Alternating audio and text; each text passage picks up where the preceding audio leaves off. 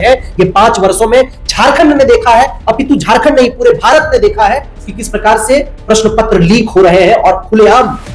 जिनके पास पैसा है वो रट्टा मार रहे हैं और जिनके पास पैसा नहीं है वो बेचारा ये आशा लेकर के, ये संकल्प लेकर के एग्जाम हॉल में 370 जो सेंटर बनाए गए थे उसमें अपना फ्यूचर को सींच रहे थे। लेकिन वो सींचते सींचते ये भूल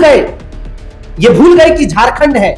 यहां दिन दहाड़े जो है कुछ भी कर सकता है। पूरे झारखंड में 583 के आसपास सीट है, मतलब मोटा मोटी सोचिए तो कुल 600 सीट है और 600 सीट में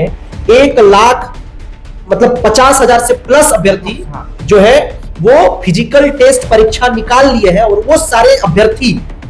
झारखंड के मतलब 8 जिले में 370 अलग अलग परीक्षा केंद्र में अपना भविष्य को लिख रहे थे और उसी दौरान वो सुनते हैं कि ये भी परीक्षा प्रश्न पत्र जो हमने परीक्षा दिया है वो भी अब रद्द होगा, तो उनके दिल में क्या बीतेगा,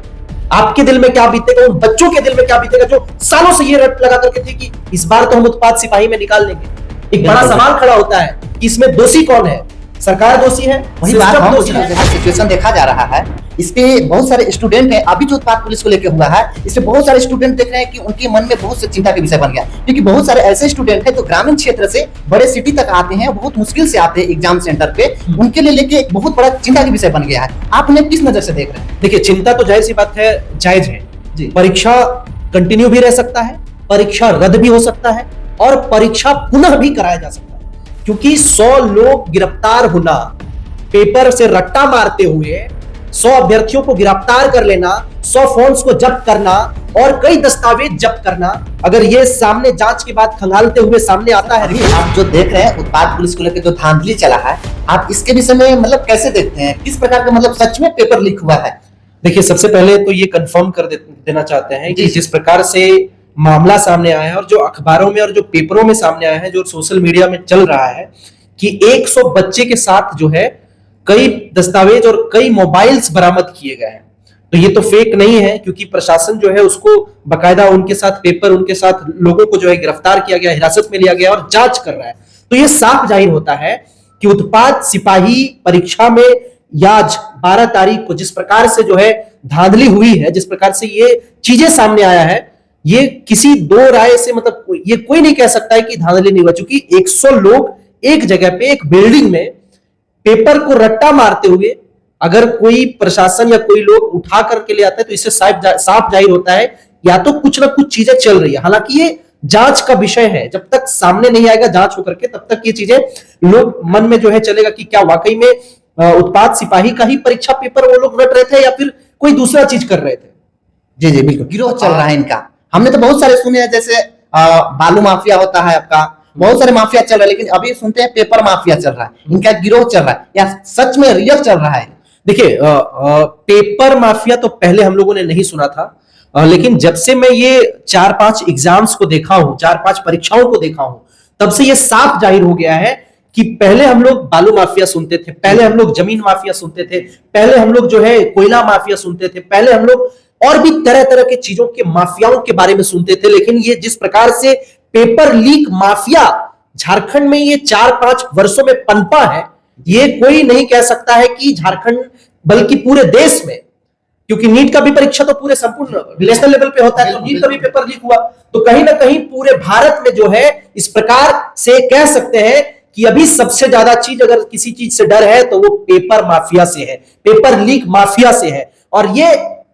बहुत बड़ा चीज है, हम और आप कल्पना नहीं कर सकते हैं जितना बड़ा चीज है। आपका बेटा आने वाला समय में जो है अगर कहिएगा कि फेयर एग्जाम्स को लेकर के कोई नौकरी ले लेगा तो आप गलतफहमी में हैं, चाहे आप गलतफहमी में हैं, ये कतई नहीं होगा। जिस प्रकार से पूरे झारखंड में 4-5 वर्षों में जेपीएससी में धांधली, जेएसएससी में धांधली, उत्पाद सिपाही में धांधली, नीट में धांधली, उतना छोड़िए 10th और 12th में भी धांधली होने लगा है। सोचिए परीक्षा का स्तर क्या हुआ है इन 5 वर्षों में। आपका कहना तो सही है, अभी जो जैसा सिचुएशन देखा जा रहा है इस पे बहुत सारे स्टूडेंट हैं, अभी जो उत्पाद पुलिस को लेकर हुआ है इससे बहुत सारे स्टूडेंट देख रहे हैं कि उनके मन में बहुत से चिंता के विषय बन गया, क्योंकि बहुत सारे ऐसे स्टूडेंट हैं जो ग्रामीण क्षेत्र से बड़े सिटी तक आते हैं, बहुत मुश्किल से आते हैं एग्जाम सेंटर पे, उनके लिए लेके एक बहुत बड़ा चिंता के विषय बन गया है। आप उन्हें किस नजर से देख रहे हैं? देखिए, चिंता तो जाहिर सी बात है, जायज है जी। परीक्षा कंटिन्यू भी रह सकता है, परीक्षा रद्द भी हो सकता है और परीक्षा पुनः भी कराया जा सकता है, क्योंकि 100 लोग गिरफ्तार होना, पेपर से रट्टा मारते हुए 100 अभ्यर्थियों को गिरफ्तार कर लेना, 100 फोन्स को जब्त करना और कई दस्तावेज जब्त करना, अगर ये सामने जांच के बाद खंगालते हुए सामने आता है रिपोर्ट्स, तो कहीं ना कहीं ये भी परीक्षा जो आज हुई है, अभी हुई है 370 परीक्षा केंद्र में जो परीक्षा हुई है 8 जिलों में, वो कहीं ना कहीं फिर एक बार रडार में आने का ये कंफर्म हो सकता है, परीक्षा रद्द हो सकता है। इसीलिए